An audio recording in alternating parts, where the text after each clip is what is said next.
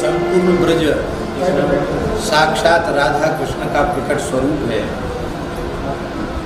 उसमें गिरिराज जी ब्रजमंडल का हृदय है, साक्षात श्री कृष्ण है। और उसमें भी यह चंद्र सरोवर सारस्वत कल्प की लीला के अनुसार भगवान श्री कृष्ण की महारास स्थली, पुष्टि मार्ग के जहाज, उद्धव जी के अवतार, महाकवि सूरदास जी ने 73 वर्ष रहकर यहाँ अपने श्याम को रिझाया है। 1.25 लाख पदों की रचना, ऐसा कहा जाता है कि इसी स्थान पर बैठकर उन्होंने की। बल्लभकुल का भी यह एक महान तीर्थ है और इस महान तीर्थ को जागृत करने का श्रेय 2 महापुरुषों को है। एक पूज्य बाबा श्री ठाकुरदास जी महाराज, पंडित जी महाराज की आज्ञा से वे यहाँ आकर विराजे। और आज जो कुछ दिख रहा है संस्कार ब्रजवासियों में, ये जो कुछ उत्सव भाव भक्ति दिख रही, इसमें बाबा का योगदान है। बाबा यहाँ विराजे, बाबा ब्रजवासियों से प्रेम करते हो, ब्रजवासी बाबा से प्रेम करते। पूज्य सदगुरुदेव श्री गणेश दास जी भक्तमाली जी का भी संबंध यहाँ से, इस गांव से, ब्रजवासियों से बड़ी घनिष्ठता पूर्वक रहा, अंतिम क्षण तक रहा। ब्रजवासियों ने महाराज जी को अपना बाबा माना और महाराज जी ने गांव को अपना गांव माना। पूज्य बाबा ठाकुरदास जी यहाँ विराजते, निरंतर गो चिंतन उनको बना रहता था। एक कसाई एक देसी बछड़ा ले जा रहा था, उस बछड़े को देखकर बाबा को दया आई और बाबा ने किसी व्यक्ति से कहकर कसाई से बछड़ा खरीद लिया गया और उस एक बछड़े को बचाने से यहाँ गौशाला का आरंभ हुआ। फिर पूज्य गुरुदेव श्री गणेश दास जी भक्तमाली जी महाराज की अध्यक्षता में एक समिति का गठन हुआ और यहाँ गौशाला विधिवत आरंभ हुई। अपने समय की सबसे पुरानी गौशाला ये है। इस गौशाला से अनेक गौशालाओं का जन्म हुआ। आज तक इस गौशाला के माध्यम से सैकड़ों ब्रजवासियों के घरों में गोपालन आरंभ हुआ और हजारों की संख्या में गोवंश के प्राण बचाए गए। तो यह एक उत्तम आदर्श गौशाला है। पुस्तकालय भी है, शिक्षण संस्थान भी है, औषधालय भी है और यह निरंतर प्रगति के पथ पर अग्रसर है। आज आवश्यकता है सभी गोभक्त, राष्ट्रभक्त, भारतीय सनातन विचारधारा में श्रद्धा रखने वाले लोग, वैष्णवजन, सबके सहयोग की आवश्यकता है और प्रेम से गौशाला को सब अपनी मान करके इसमें सहयोग करें। ऐसी है विनय पत्रिका। ऐसा अनुपम ग्रंथ है गोस्वामी तुलसीदास जी महाराज का कि इस एकमात्र ग्रंथ का आश्रय कोई साधक ले ले तो साधक जीवन के समस्त प्रश्नों का समाधान हो जाएगा। भगवत प्राप्ति का मार्ग प्रशस्त ही नहीं हो जाएगा, ईमानदारी से यदि विनय पत्रिका का चिंतन करे, उसे अपना जीवन बनावे, तो इसी शरीर से इसी जन्म में निश्चित भगवत साक्षात्कार हो जाएगा। इसमें कोई संदेह नहीं। समर्थ सद्गुरु जो कार्य करते हैं वही कार्य विनय पत्रिका करती है। जैसे अष्टादश पुराणों का सार सर्वस्व फलरूप श्रीमद् भागवत है और भागवत को लिखने के बाद भगवान व्यास पूर्ण संतुष्ट हुए। फिर और कुछ जीवों के कल्याण के लिए लिखने की आवश्यकता नहीं है, अब हमारा प्रयोजन पूर्ण हो गया, ऐसा भगवान व्यास जी ने समझा। ठीक इसी प्रकार से भगवान की प्रेरणा से कलिमल ग्रसित जीवों के ऊपर अत्यंत अनुग्रह करके कलियुग के दोषों से बचने के उपाय के रूप में जीव का परम कल्याण हो जाए, इसी जन्म में भगवत प्राप्ति हो जाए, साधक के अंतःकरण का ज्ञान, वैराग्य, भक्ति तीनों सुदृढ़ हो जाएं, परम परम प्रेम उसे प्राप्त हो जाए, वह कृतकृत्य हो जाए, कृतार्थ हो जाए, इसी प्रयोजन के लिए मानव गोस्वामी जी ने अपनी अंतिम कृति के रूप में इसको प्रकट किया। इसको YouTube पर प्रचारित भी किया जा रहा है, इस प्रसारण भी इसका किया जा रहा है। उसको जो भी देखेंगे उन्हें घर बैठे नित्य सत्संग प्राप्त हो जाएगा। और हम ऐसा अनुभव करते हैं कि उन्हें यह नहीं लगेगा, जितनी देर वे सुनेंगे उनको नहीं लगेगा कि हम वृंदावन से दूर हैं।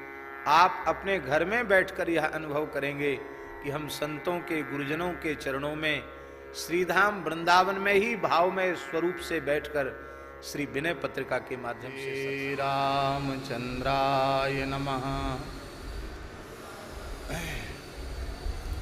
प्रहलाद नारद पराशर पुंडरीक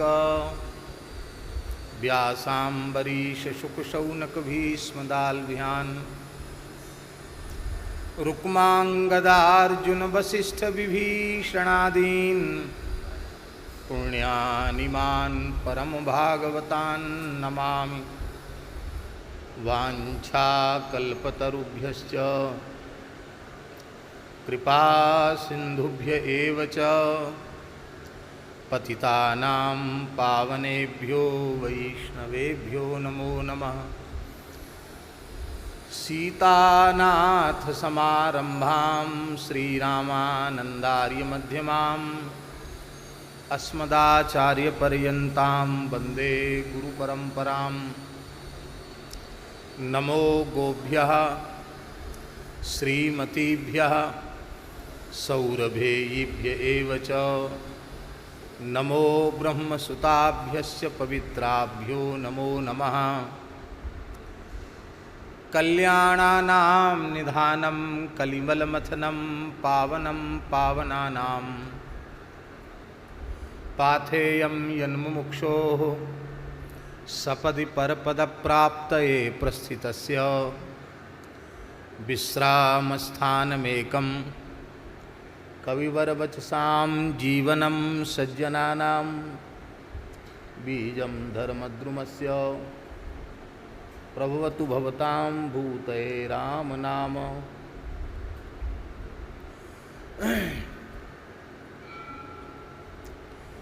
भक्त भक्ति भगवंत गुरु चतुर्नाम बपुएक, इनके पद वंदन किए नाशें विघ्न अनेक। बंदौ गुरुपद कंज कृपा सिंधु नर रूप हरि, महामोहतम पुंज जासु बचन रवि कर निकर।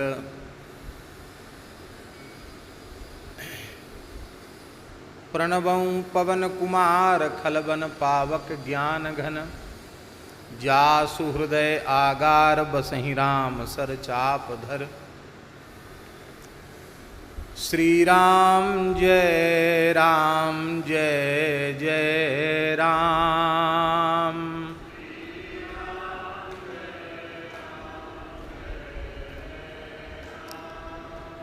श्री राम जय जय राम।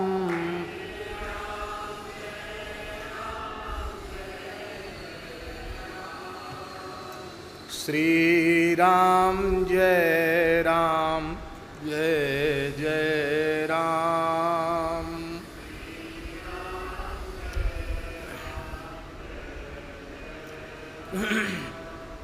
श्री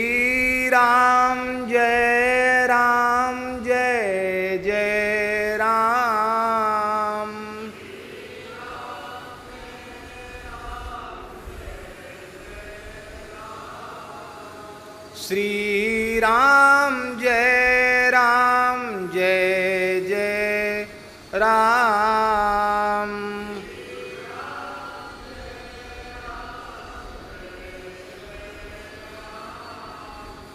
श्री राम जय जय राम।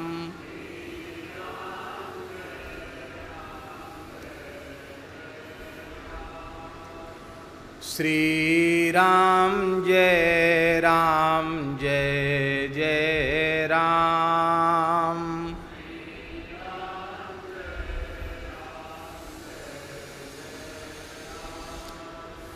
सीताराम जय सीताराम।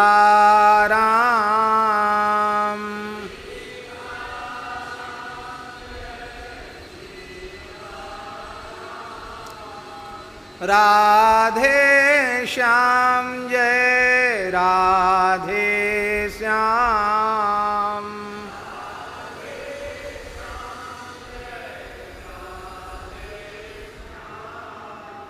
श्री राम जय जय राम।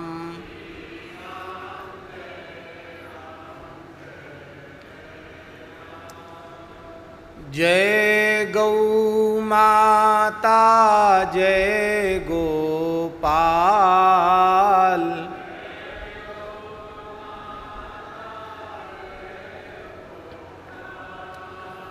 भक्त वत्सल प्रभु दीन दयाल।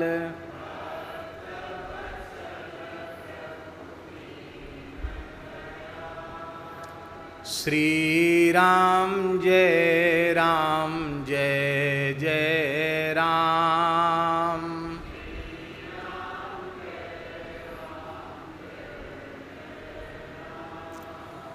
जय जय श्यामा जय जय श्याम।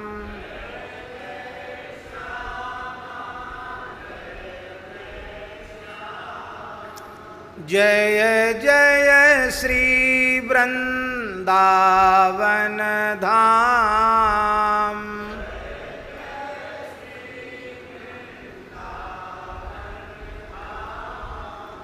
श्री राम जय जय राम।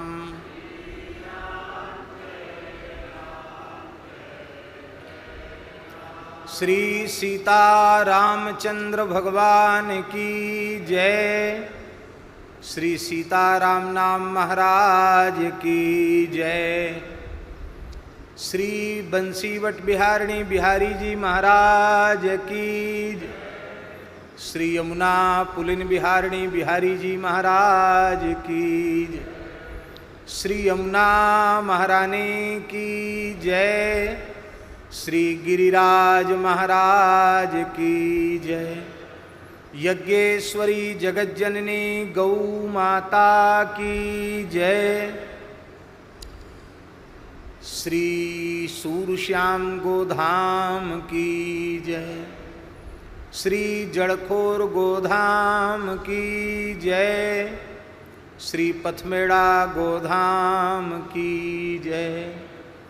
श्री 84 कोस ब्रजमंडल धाम की जय। श्री नीलाचल धाम की जय। सपरिकर श्री जगन्नाथ महाप्रभु की जय। श्री हनुमान जी महाराज की जय। श्री गोपीश्वर महादेव की जय। श्री अन्नपूर्णा माता की जय। श्री स्वामी मलूकदास जी महाराज की जय। श्री पहाड़ी बाबा महाराज की जय। श्री भक्तमाली जी महाराज की जय। श्री प्रेम भिक्षु जी महाराज की जय। श्री काश्मीरी बाबा जी महाराज की जय। कली पावन अवतार गोस्वामी श्री तुलसीदास जी महाराज की जय। श्री विनय पत्रिका जी की जय। सब संतन की जय। सब भक्तन की जय। सब विप्रन की जय। समस्त ब्रजवासीन की जय। जय जय श्री राधे। जय जय श्री सीताराम। हर हर महादेव। हरिशरणम भक्तवांछा कल्पतरु भक्तवत्सल शरणागत वत्सल भगवान श्री हरि की महती कृपा करुणा से हम आप सबको मानव जीवन का सर्वोत्कृष्ट फल सत्संग श्री विनय पत्रिका जी के माध्यम से सुलभ हो रहा है। आप लोगों को हमारी आवाज़ सब समझ में आ रही है कि नहीं?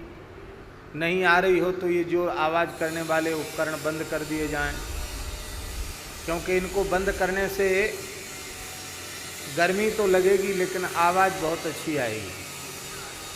आप ठीक हैं? ठीक। तो सभी लोग बड़े ध्यान से श्रवण करेंगे।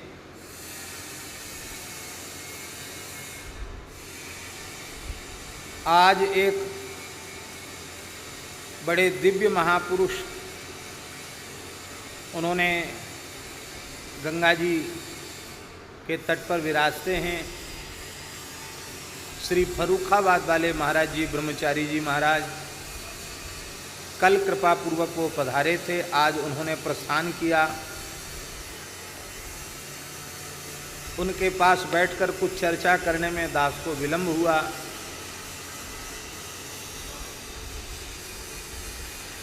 बड़े अच्छे महापुरुष हैं, बहुत अच्छे महापुरुष, न जाने कितने जीवों को भजन में लगाया और स्वयं भी हरि तज किमपि प्रयोजन नाही, ऐसा जीवन है। बहुत ऐसे संत इस काल में अत्यंत दुर्लभ हैं। ये तो हम सब पर भगवान की बड़ी कृपा है कि संत अनुग्रह करते हैं, संत अपना मानते हैं, संत प्रेम करते हैं। संत प्रेम करें तो समझ लो भगवान प्रेम करते हैं, ऐसा है। संत की कृपा भगवंत की कृपा है, संत का प्रेम भगवंत का प्रेम है, ऐसा समझें। तो हम लोग बड़े भाग्यशाली हैं, ऐसे संतों का मंगलमय दर्शन हम लोगों को होता है। आज पद संख्या 28 का हम स्मरण कर रहे हैं। एक बात पिछले पद की कह दें, क्योंकि फिर भूल जाएंगे।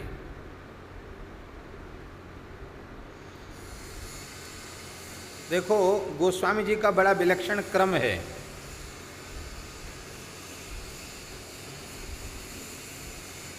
पच्चीसवें पद में गोस्वामी जी ने हनुमान जी को चंद्रमा के रूप में स्मरण किया। 26वें पद में गोस्वामी जी ने किरणमाली अर्थात सूर्य के रूप में हनुमान जी का स्मरण किया। 27वें पद में जिसकी कल चर्चा हुई, इस पद में गोस्वामी जी ने हनुमान जी का अग्नि के रूप में स्मरण किया। पहले चंद्रमा, फिर सूर्य, फिर अग्नि। इसमें अग्नि के रूप में स्मरण किया। और अब 28वें पद में हनुमान जी का स्मरण वायु के रूप में कर रहे हैं। आप ही चंद्रमा हो, आप ही सूर्य हो, आप ही अग्नि हो, आप ही वायु हो। कितनी विलक्षण प्रतिपादन की शैली है। आज सवेरे ही इस बात पर ध्यान आया, तो हमने कहा भूल जाएंगे, तो अग्नि के रूप में हनुमान जी का स्मरण किया गया। 28वें पद में हनुमान जी का हम स्मरण कर रहे हैं। जयति बात संजात विख्यात विक्रम बृहद बाहु बल विपुल बालधि विशाला जात रूपा चलाकार विग्रह लसल्लोम विद्युल्लता ज्वालमाला। ये ध्यान देने की है कि गोस्वामी जी की काव्य रचना भी कितनी उत्कृष्ट कोटि की है।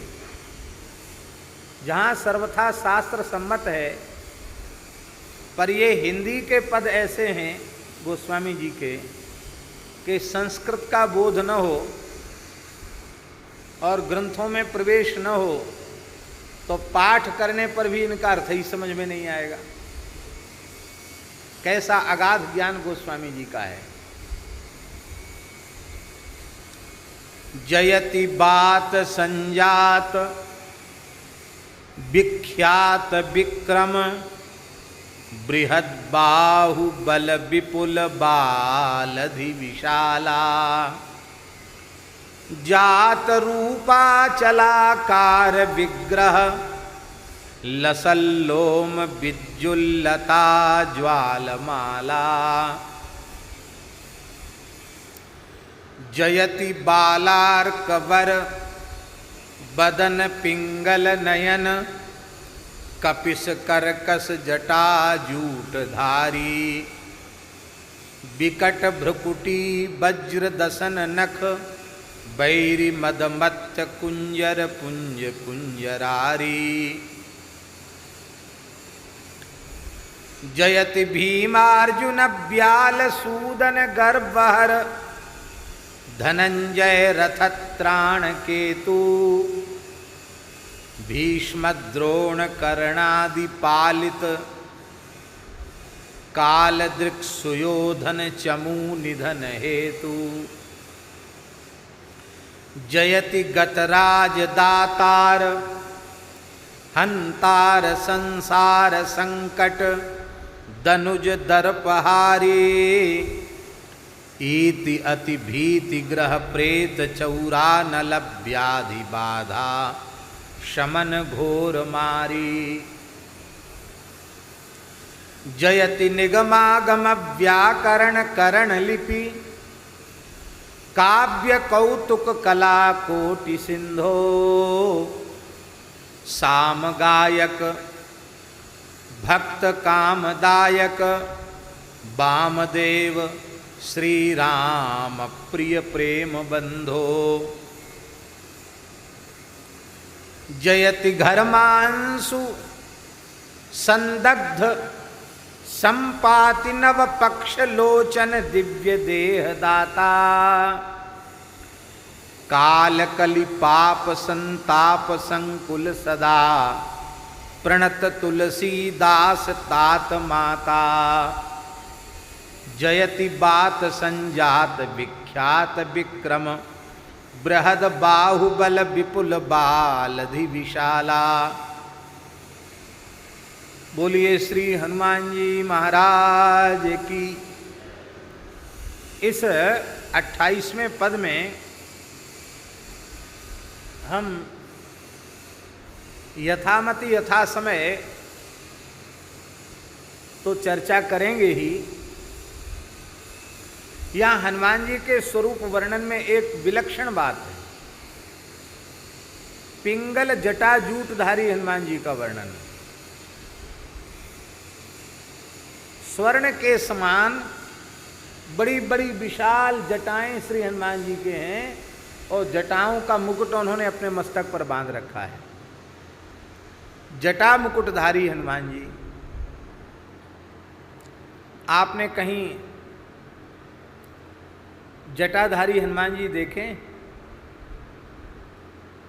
क्योंकि श्री हनुमान जी का बानराकार है और हम लोगों के जैसे केस बानरों के नहीं होते हैं। वो तो पूरे शरीर पर एक जैसे ही होते हैं, वैसे ही मस्तक पर होते हैं। केश बड़े हों अलग से तब उनकी जटाएं बने।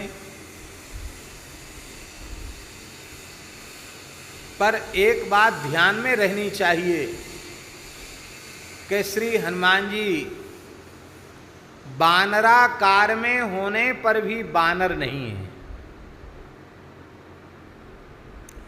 साक्षात देवाधिदेव महादेव हैं और भगवान शिव तो उनके मुख्य ही श्रृंगार में उनकी जटा है, इसलिए सदाशिव रूप होने के कारण गोस्वामी जी जटाधारी हनुमान जी का वर्णन करते हैं।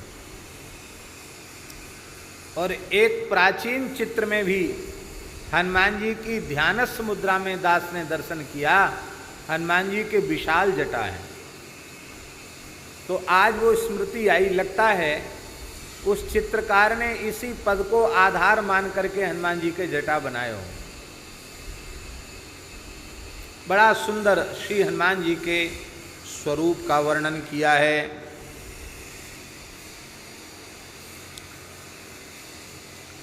बोलो श्री हनुमान जी महाराज की जय।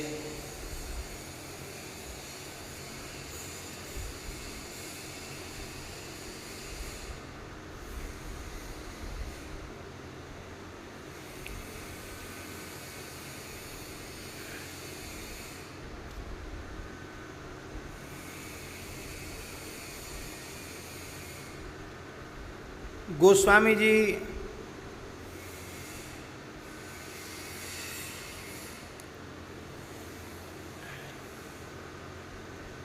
हनुमान जी के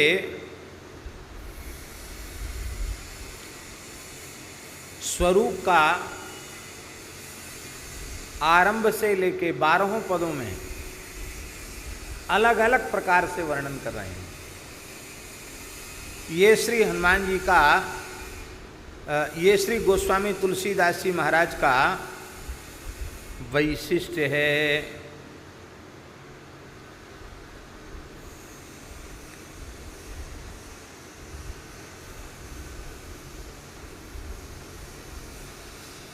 जयति बात संजात विख्यात विक्रम। हे हनुमान जी महाराज, आपकी सदा ही जय हो।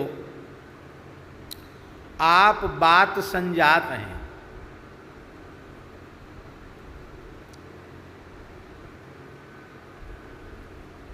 अच्छा, एक बात बताइए,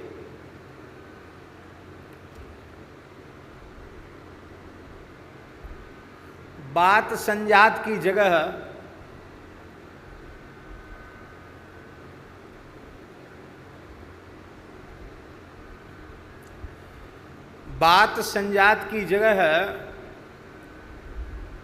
गोस्वामी जी वायु संजात कह देते तो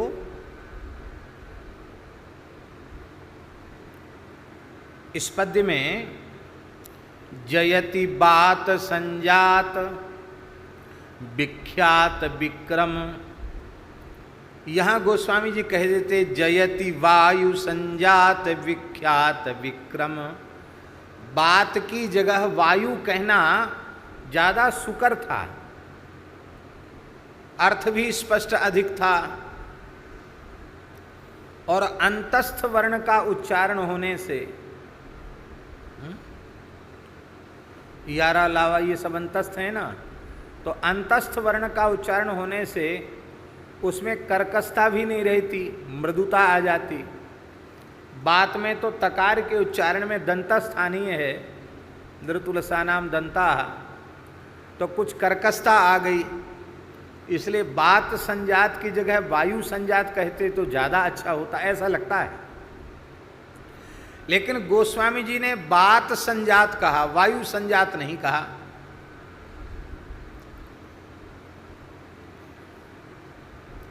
ऐसा क्यों कहा? सही बात तो वही जाने। हम लोग तो केवल उस पर केवल विचार करते हैं और भगवत प्रेरणा से कुछ भाव आता तो भाव कहते हैं। मनुष्य के शरीर में 3 चीजें प्रधान हैं, वात, पित्त और कफ। और इन तीनों के कारण ही रोग उत्पन्न होता है। इसलिए कुछ व्याधियां वातज होती हैं, वात दोष के कारण, कुछ व्याधियां पित्तज होती हैं और कुछ व्याधियां कफज होती हैं आयुर्वेद के अनुसार। सीधी सादी बात यह है कि भीतर की जो वायु है जिसके द्वारा देह का संचालन होता है, जिसके ठीक ठाक रहने पर देह एकदम ठीक रहता है। देखो, एक बड़ी बारीक बात है, बात के प्रकोपित होने पर ही पित्त और कफ प्रकुप्त होते हैं। इसलिए बात पित्त कफ, बात ठीक रहे तो व्यक्ति बिल्कुल ठीक रहेगा। सोचना, विचारना, भागना, दौड़ना, अंगों का प्रसारण, संकोचन, ये सारे कार्य वात से होते हैं। तो कमर में दर्द होना, घोटी में दर्द होना, सिर में दर्द होने लग जाना, गैस चढ़ जाना, वायु के प्रकुप्त होने से अनेक प्रकार की व्याधियां उत्पन्न हो जाती हैं। वायु के प्रकुप्त होने से आहार पचता नहीं है, आहार के न पचने से पित्त बढ़ने लग जाता है। जो कुछ हमने खाया है वो ठीक से पचेगा नहीं तो उसका शुद्ध रक्त न बन के फिर कफ बनने लग जाएगा। तो मूल में सारी बीमारी की जड़ है बात। मानो गोस्वामी जी ये कहना चाहते हैं कि हनुमान जी बात आत्मज हैं, बात रूप हैं, ये प्रसन्न रहेंगे तो तुम ठीक ठाक रहोगे। हनुमान जी को राजी रखो तो एकदम चंगे रहोगे, हृष्ट पुष्ट रहोगे, निरोग रहोगे। और हनुमान जी प्रकुप्त हो गए तो बस फिर जय जय सिया राम। इसलिए हाँ, हनुमान जी के उपासक विशिष्ट शक्ति और बल से युक्त होते हैं, नीरुज होते हैं, व्याध रहित होते हैं। इसके एक दो उदाहरण नहीं है, तमाम उदाहरण हैं। क्योंकि नासै रोग हरे सब पीरा, जपत निरंतर हनुमत वीरा। बात जन्य व्याधि वो भी हनुमान जी के स्मरण से ही समाप्त होती है।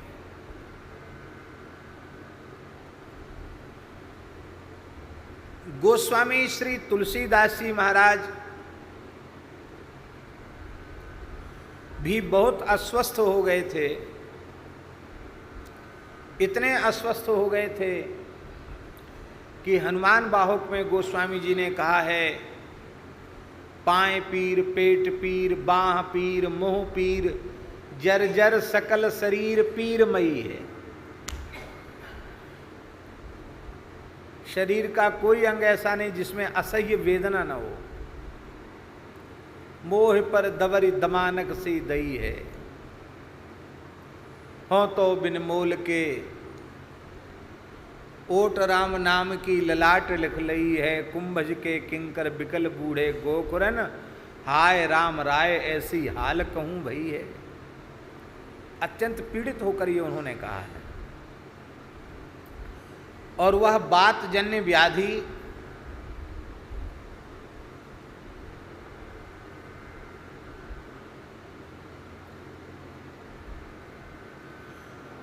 वो बात जन्य व्याधि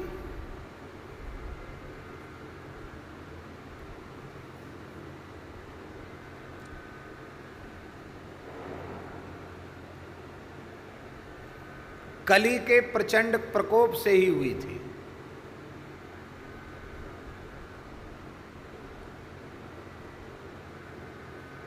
वह बात जन्य व्याधि कली के प्रचंड प्रकोप से हुई थी। और हनुमान जी को आपने पुकारा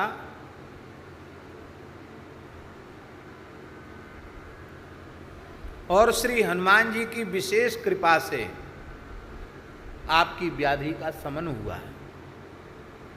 और आज भी हनुमान बाहु कितना चमत्कारी है,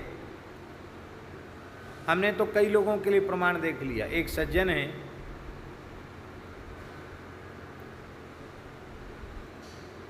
तो ऐसे ही बड़ी व्याधि हो गई, तो महाराज जी कोई उपाय बताइए। हमने कहा हम तो कोई वैद्य तो हैं नहीं, पर मन में सहज आया। हमने कहा हनुमान जी से प्रार्थना करो, हनुमान बाहुक का पाठ करो। ऐसा असह्य दर्द, स्पॉन्डिलाइसिस वाला और सब शरीर में पीड़ा, भारी पीड़ा। बोले हम तो आए थे सेवा करने, वृंदावन वास करने, अब तो हालत खराब होगी, क्या करें, बहुत दुखी, कोई दवा काम नहीं कर रही है। हमने कहा श्रद्धापूर्वक हनुमान बाहुक का पाठ करो। महाराज जी क्या कहें, हनुमान बाहुक, अब दुखी थे इसलिए खूब व्याकुल होकर के हनुमान बाहुक का पाठ किया। हनुमान बाहुक के पाठ से वे व्याधि मुक्त हो गए।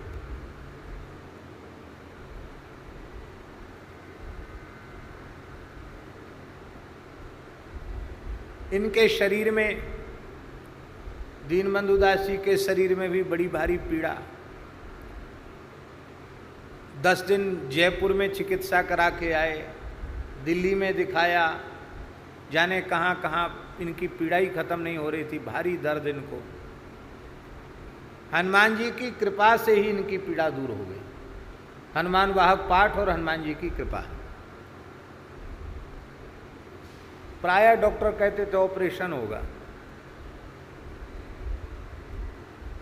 पर हमारे मन में बिल्कुल नहीं आता था कि ऑपरेशन होगा। हमने कहा ठीक हो जाएगा, हनुमान जी से प्रार्थना करो। हनुमान जी की कृपा से ही व्याधि मुक्त हो गए। मानव गोस्वामी जी कहते हैं वायु तो बाहर संचरित होने वाले को कहते हैं, पर बात भीतरी वायु को कहते हैं। यही प्राण वायु है जिसके बिना जीवन संचालित नहीं हो सकता। हनुमान जी की कृपा के बिना आपका जीवन भी संचालित नहीं हो सकता। भजन के लिए यदि स्वस्थ शरीर चाहिए तो वह उत्तम भजन के लिए उपयोगी स्वास्थ्य हनुमान जी की कृपा से ही मिलेगा। ये बात लगता है गोस्वामी जी कहना चाहते हैं, इसलिए वायु संजात न कहकर उन्होंने बात संजात कहा। हे बात संजात हनुमान जी महाराज आपकी जय हो।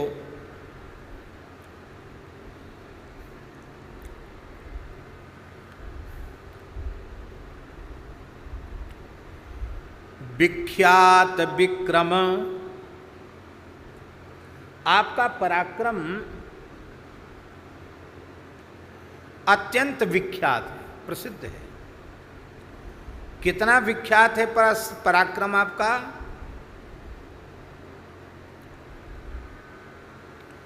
महाराज जी वाल्मीकि रामायण का श्लोक है। भगवान श्री राम स्वयं महर्षि अगस्त्य से कह रहे हैं, न कालस्य न शक्रस्य न विष्णोर वित्तपस्य च कर्माणि तानि श्रूयन्ते यानि युद्धे हनुमतः। वाल्मीकि रामायण उत्तरकांड का श्लोक है। भगवान श्री राम कह रहे हैं, हे महर्षि अगस्त्य जी महाराज, हनुमान जी के जैसा पराक्रम तो हमने काल में भी देखा सुना नहीं। न कालस्य न शक्रस्य, देवराज इंद्र का भी ऐसा पराक्रम नहीं। विचित्र बात, न विष्णु,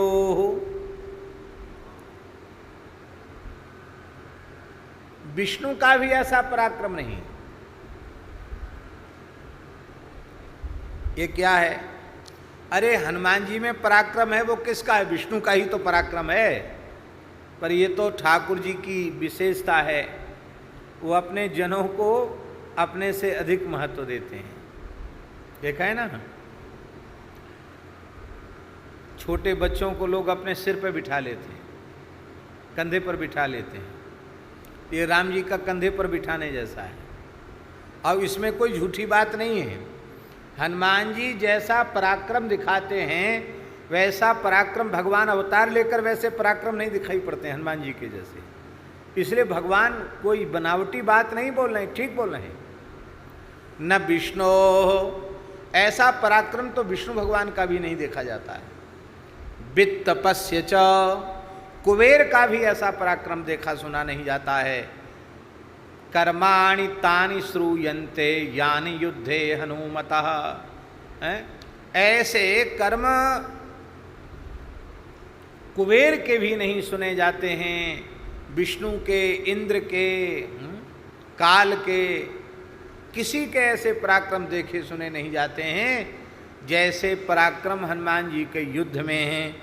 इसलिए गोस्वामी जी कहते हैं विख्यात विक्रम, जिनका पराक्रम, जिनका विक्रम अत्यंत विख्यात है, अत्यंत प्रसिद्ध है जिनका पराक्रम। बोलो भक्तवत्सल भगवान की जय।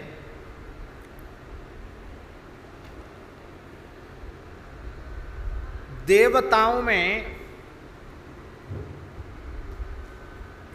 सबसे अधिक बलवान वायु है।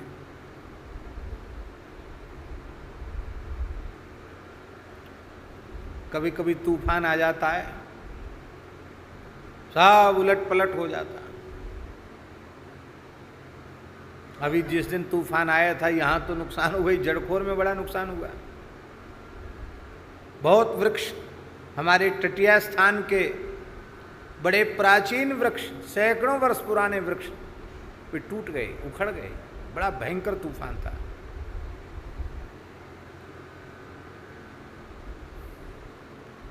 यही बात तो पांडु ने कुंती को कही है।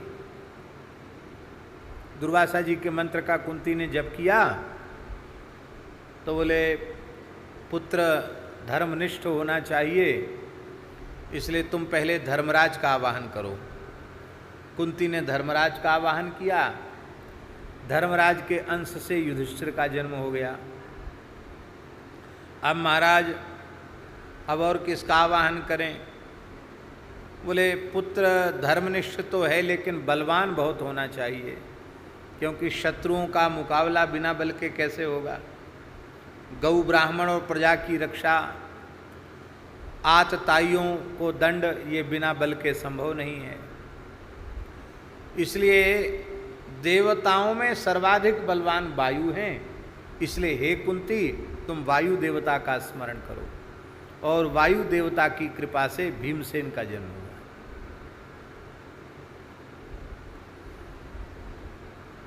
यहाँ वायु रूप कहने का आशय गोस्वामी जी का ये है कि बात जात हैं, बात जात माने वायु से उत्पन्न, अर्थात वायु ही हैं। क्योंकि पवन तनय बल पवन समाना, पवन तनय बल पवन समाना, बुद्धि विवेक विज्ञान निधाना, बुद्धि विवेक विज्ञान निधाना। ये पवन पुत्र हैं, पवन के ही समान हैं।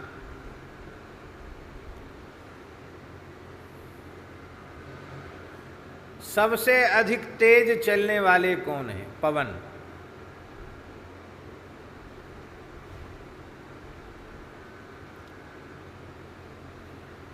समीरण वायु सबसे तीव्र गति है इनकी।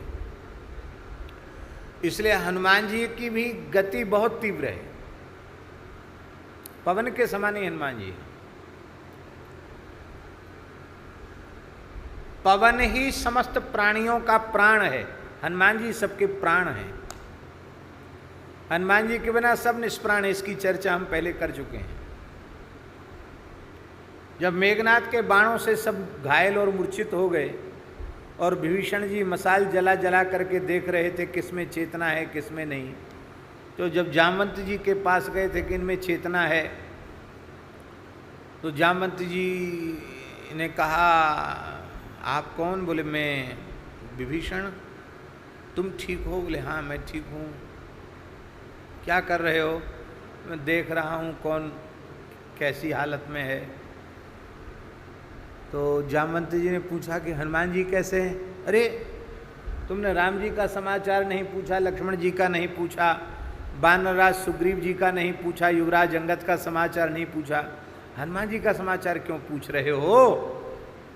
जामवंत जी ने कहा हनुमान जी जीवित हैं तो सब मरे हुए भी जीवित हैं, और हनुमान जी जीवित नहीं हैं तो सब जीवित होने पर भी मरे हुए के जैसे हैं। हनुमान जी सबका प्राण है, वायु है ना, सबका प्राण है। और जैसे वायु सर्वगत है ऐसे हनुमान जी भी सर्वगत हैं।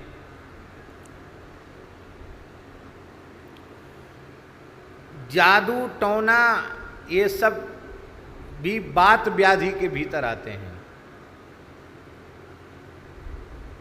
भूत प्रेत आदि का जो उपद्रव है ना, वो भी, अरे आज भी तो गांव देहात में कहते हवा बयार का चक्कर है, हवा लग गई है। इसका मतलब है ये भूत प्रेत आदि वायु रूप ही होते हैं और वायु रूप होकर के प्रविष्ट हो जाते हैं। तो इनका इलाज भी सफल इलाज हनुमान जी के ही पास है। भूत पिशाच निकट नहीं आवे, महावीर जब नाम सुनावे। हमने देखा है हनुमान जी के द्वारा किया गया इलाज। तुम थे हमारे साथ के नहीं थे? सारंगपुर हनुमान जी गए थे, जो पतला सा साधु था ये थे। सारंगपुर गुजरात में है, हनुमान जी विराजते हैं। वहाँ सीधे हनुमान जी ही इलाज करते हैं भूत प्रेत की व्याधा से ग्रसित लोगों का। तो एक दुबला पतला साधु, उसका इलाज चल रहा था। अब यहाँ तो इतना दुबला पतला कोई दिखाई नहीं पड़ रहा है, किसको कहें।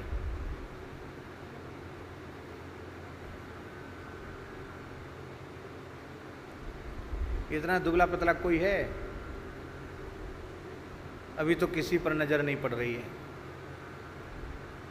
जितना दुबला पतला वो महात्मा था, एकदम ऐसा हड्डी हड्डी। ये वैष्णवदास जी हैं, ये भी तगड़े ही हैं, दुबले पतले नहीं, एकदम दुबला पतला साधु था।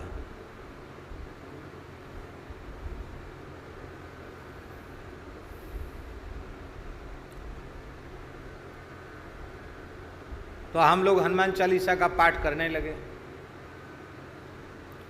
और मंदिर का पुजारी आया, हनुमान जी को ऐसे अगरबत्ती दिखाई और उसके जैसे ही अगरबत्ती घुमाई, ओ महाराज उछला। बड़े बड़े तगड़े पहलवान जैसे लोग उसको पकड़ रहे थे, फिर भी वो पकड़ में नहीं, सबको उठा के पटक देता। आश्चर्य, पहली बार हमने अपनी आंखों से देखा इतनी ताकत। एकदम दुबला पतला आदमी, हड्डी हड्डी का ढांचा जैसे है, ऐसे पतला आदमी, तेज हवा चले तो उड़ जा, ऐसा आदमी, उसमें इतनी ताकत कहाँ से आ गई? सबको उठा के पटक दिया। हम तो पाठ भूल गए, कोई तमाशा ही देखने लग गए।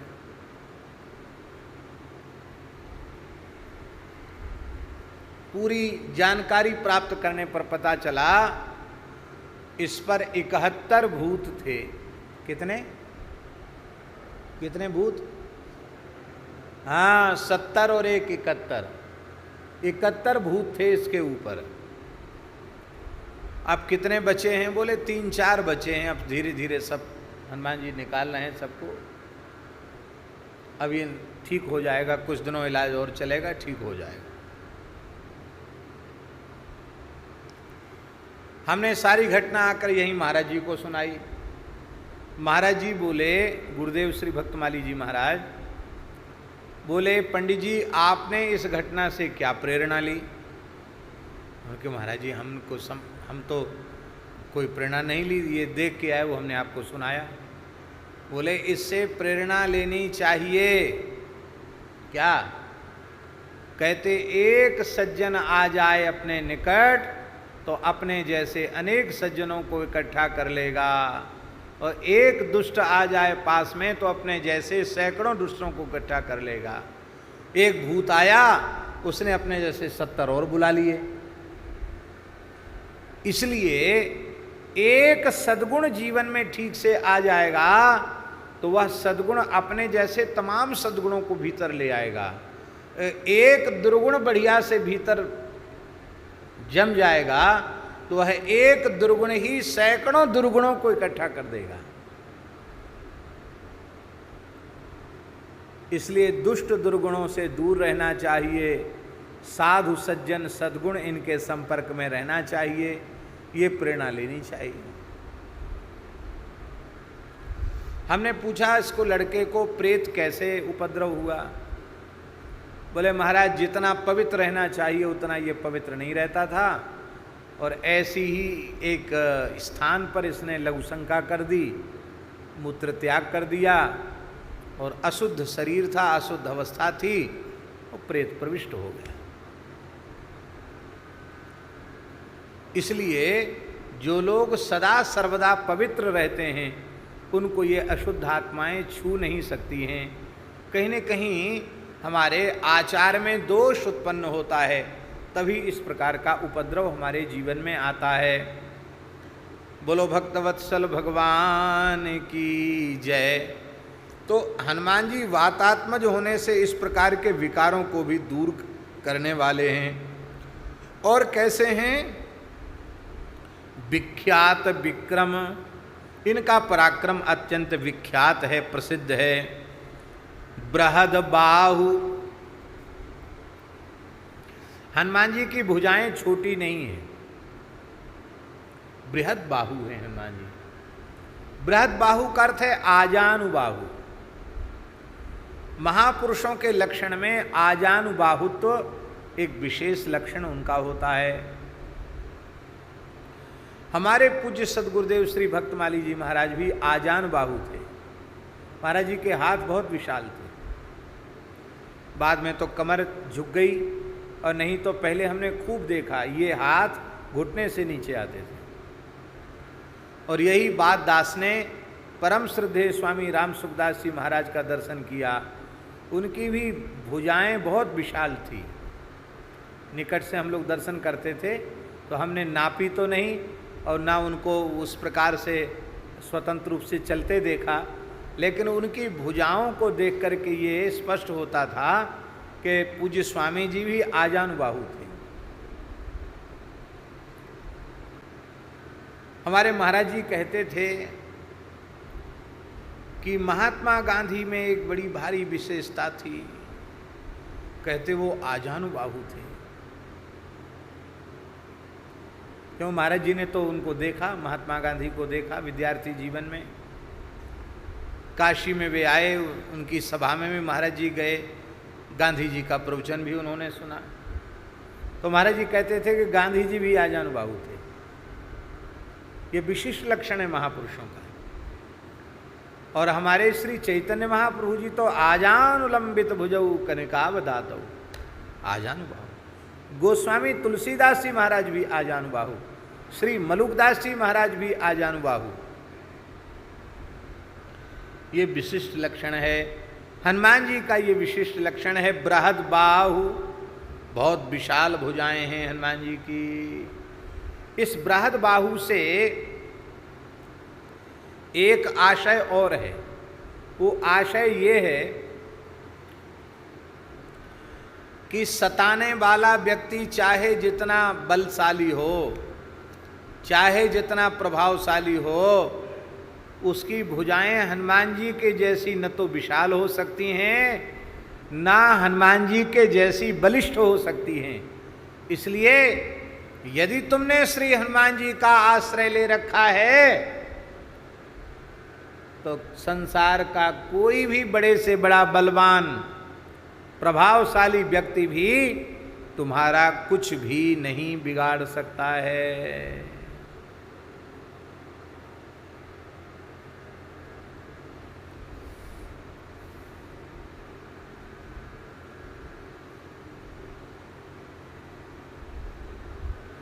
हमने सुना है हनुमत बड़वा नल स्तोत्र, हनुमान जी का एक बड़वा नल स्तोत्र है। तो एक बहुत भारी दुष्ट व्यक्ति था, वो एक ब्राह्मण देवता को अकारण बहुत अधिक सता रहा था।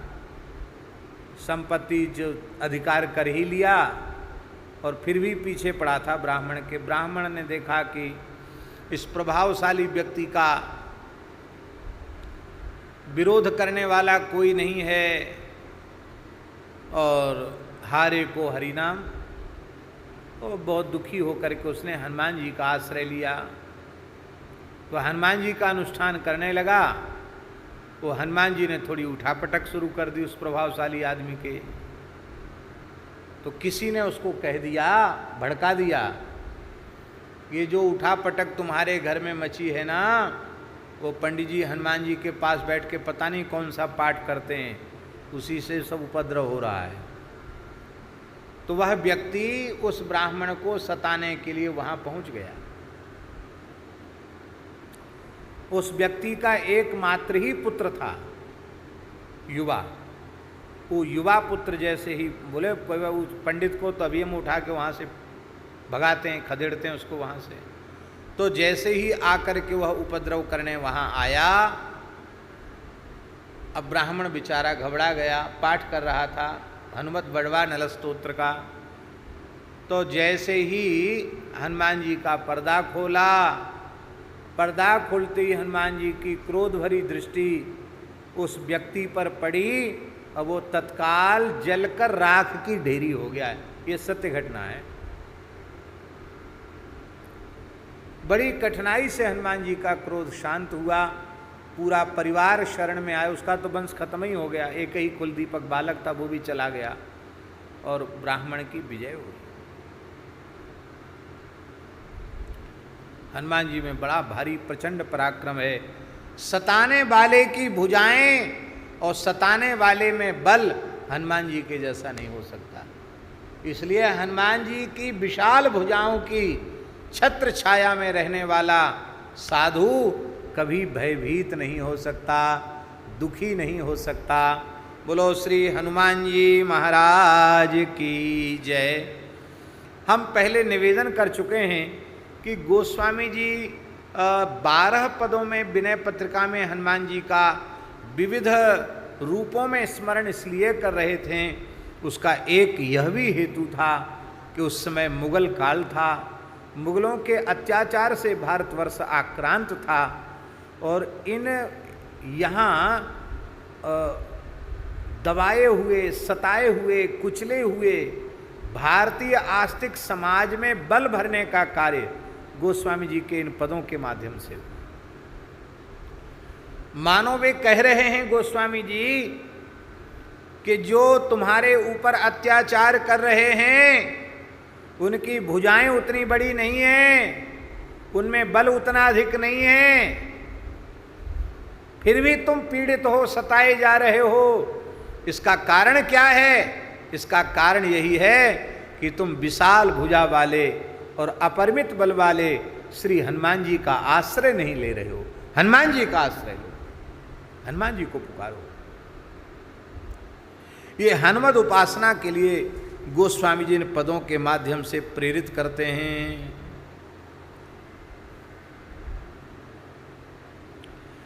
हनुमान जी में कितना बल है? बल विपुल, आगे शब्द है जयति बात संजात विख्यात विक्रम बृहद बाहु बल विपुल बालदि विशाला। हनुमान जी में बहुत विपुल बल है। अतुलित बलधामम हेम शैलाभदेहम, अतुलित बल है हनुमान बाहुक में। गोस्वामी जी कह रहे हैं पाछिले पगन गम गगन मगन मन क्रम को न भ्रम कपि बालक बिहार सो कौतुक बिलोक लोकपाल हरिहर विधि लोचन नीच का चौंधी चित्तन खवार सो बल के धो वीर रस धीरज के साहस के तुलसी शरीर धरे सवन के सार सो। क्या अद्भुत वर्णन है। भगवान सूर्य के पास हनुमान जी पहुंच गए। बोले गुरुजी, आपने हमको बाल्यकाल में ही वरदान दिया था कि हम तुमको पढ़ाएंगे। अब हमारा जनेऊ संस्कार हो गया है, उपनयन संस्कार हो गया है। अब आप कृपा करके हमको षडंग वेद पढ़ाइए। आप लोग हमारी बात को ऐसी हंसी में मत ले जाना, और हंसी में ले जाओ तो ले जाओ, कोई बात नहीं। सूर्य नारायण ने सोचा कि चेला खतरनाक है। हाँ, जन्मते ही तो गगन में मारी एक उछाल और हमको ही निगलने के लिए तैयार हो गए। ये तो बचपन की घटना है, जब ये 6-7 घंटे के ही रहे हैं। 12 बजे रात को जन्म हुआ सूर्योदय के समय, तो 5-6 घंटे बाद ही तो। अब इस समय तो 8-10 वर्ष की अवस्था है इनकी, अब तो बहुत बलवान है। और पढ़ेंगे ये कम से कम 25 वर्ष तक तो पढ़ेंगे हमारे पास, और बलिष्ठ हो जाएंगे। और कहीं किसी बात पर इन्हें गुस्सा आ गया तो ऐसे चेलों से गुरुजी को भी थोड़ा समझदारी से रहना चाहिए। हाँ, देखो हमारे महाराज जी कहते थे, बहुत बड़े अधिकारी, ऑफिसर, बहुत बड़े सेठ साहूकार, राजा महाराजा, इनसे बोले हम जीवन भर बचे हैं और जीवन भर इनसे बचना ही चाहिए। महाराज जी कहते थे, क्यों? कहते ये कब गुरुदक्षिणा चुका देंगे इसका कोई ठिकाना नहीं है। इस प्रकरण में कहते थे महाराज जी, इंद्र के प्रकरण में महाराज जी कहते थे कि इंद्र ने बृहस्पति जी का अपमान कर दिया और बृहस्पति जी अंतर्धान हो गए। तो इंद्र को चाहिए था कि बृहस्पति जी को खोजते, उनके चरणों में रोते गिड़गिड़ाते क्षमा याचना करते, तो बृहस्पति जी राजी हो जाते। लेकिन उसने क्या किया इंद्र ने कहा, अरे कोई बात नहीं, जाने दो, गुरुजी गए तो गए, 72 गुरु मिलेंगे, क्या है, हम देवराज हैं, हमारा गुरु कौन नहीं बनना चाहेगा, ये उसके मन में था। और त्वष्टा ऋषि के पुत्र विश्वरूप को गुरु बना लिया। महाराज जी कहते थे गुरु बनाया भी तो काम चलाऊ गुरु बनाया। कहते और चीज काम चलाऊ करो, पर गुरु काम चलाऊ बिल्कुल मत बनाओ। काम चलाऊ गुरु वो कुछ न कुछ उपद्रव करेगा और तुम भी कुछ न कुछ गड़बड़ करोगे, इसलिए बहुत सोच समझ के। और हुआ ऐसे ही, विश्वरूप का भी मस्तक काट दिया और ब्रह्महत्या लग गई। बाद में उसका प्रायश्चित हुआ। और समाधान तभी हुआ जो पुराने गुरुजी थे उन्हीं की शरण में गए, तब समाधान हुआ है। सब जगह घूम फिर के आए, अंत में समाधान वहीं मिला। कहने का आशय हमारे ये है कि श्री हनुमान जी महाराज बड़े प्रभावशाली हैं, बलशाली हैं। तो सूर्य नारायण भी कुछ सशंकित हो गए। कह तो दिया था, लेकिन अब कैसे टालें इसको।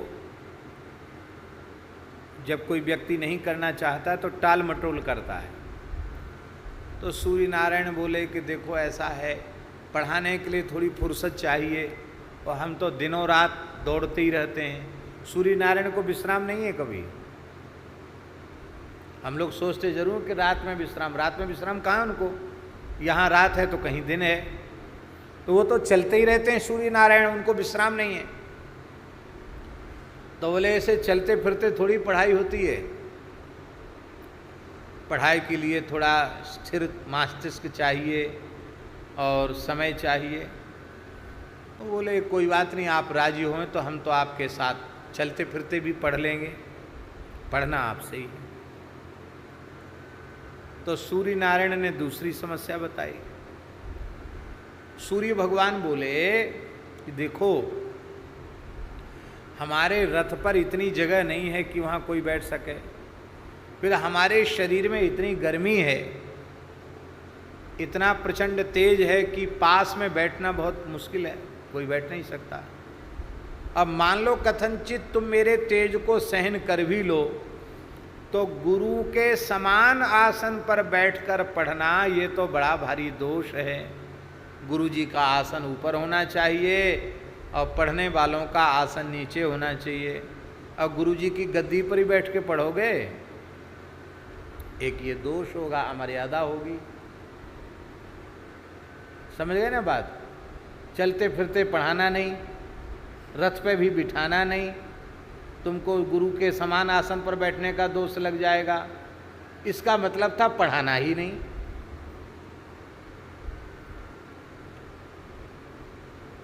हनुमान जी बोले हम रथ पर नहीं बैठेंगे, दौड़ते दौड़ते पढ़ लेंगे। आप चलेंगे रथ, आपके साथ ही दौड़ेंगे, आप बोलते जाना, हम पढ़ते चले जाएंगे। हाँ, दौड़ तो लेगा ये, हम जितने तेज चलते उतने चलते चल तो लेगा। अब क्या बहाना बनाएं? तो सूर्य नारायण बोले कि देखो ऐसा है, तुम हमारे साथ साथ भगोगे तो हम ऐसे मुंह करके थोड़ी पढ़ाएंगे तुमको। गुरु शिष्य सन्मुख होना चाहिए। कथा श्रवण भी सन्मुख बैठकर करने में बड़ा सुख मिलता है। दास का तो ऐसा अभ्यास है कि कहीं कथा सुनने जाए, जबरदस्ती कोई ऊपर बिठा दे, इधर उधर बिठा दे तो बड़ा कष्ट होता है। सुख वहीं मिलता है, सामने बैठकर सुनने में सुख मिलता है। पूज्य श्री रमण रीति वाले महाराज जी को भी हमने ये देखा, वो कहीं जाएं, किसी कथा में जाएं, जितनी देर प्रवचन होगा उतनी देर भले मंच पर बैठ जाएं, बाकी सुनने के लिए सामने बैठते हैं।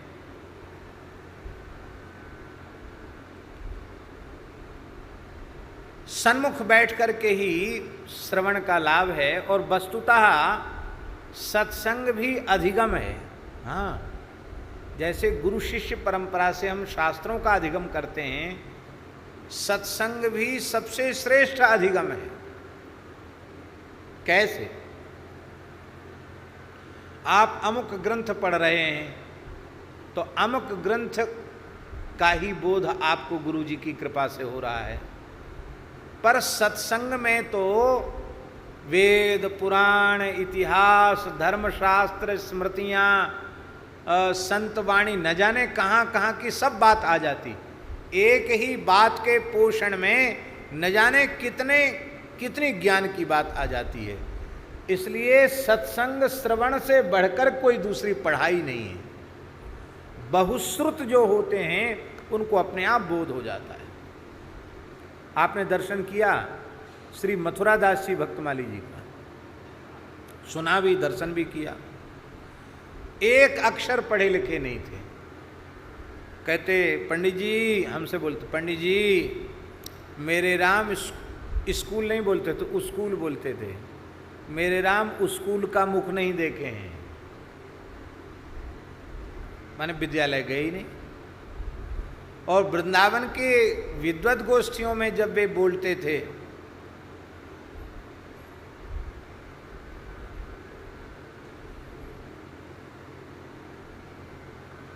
वृंदावन की विद्वत गोष्ठियों में बोलते थे, तब क्या बोलते थे वो?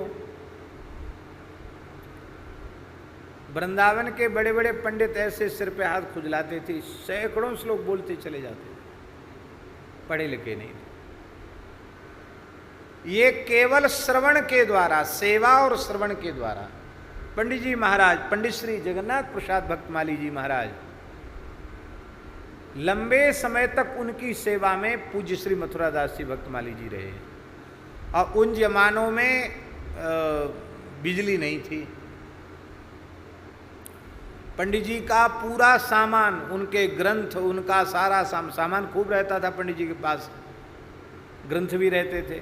वो सारा सामान उनका लाद कर चलना, उनके ठाकुर जी सिर पे रख के चलना, बर्तन मांजना, पंडित जी की शरीर की सेवा करना, वस्त्र धोना, सारी सेवा पंडित जी की करते थे पूज्य श्री मथुरादास जी भक्तमाली जी। और पंडित जी 7 घंटे 8 घंटे रोज कथा कहते थे, और जब तक पंडित जी कथा कहते तब तक पंखा लेकर पंखा झलते थे। उस सेवा का परिणाम था कि सारे शास्त्र उनको बिना पढ़े लिखे को उपस्थित हो गए। चमत्कार था। हमारे पूज्य गुरुदेव श्री भक्तमाली जी के निकट भी बहुत समय तक रहे, और प्रायः श्लोक महाराज जी ने ही उन्हें कंठस्थ कराए थे। और महाराज जी कहते थे ऐसी विलक्षण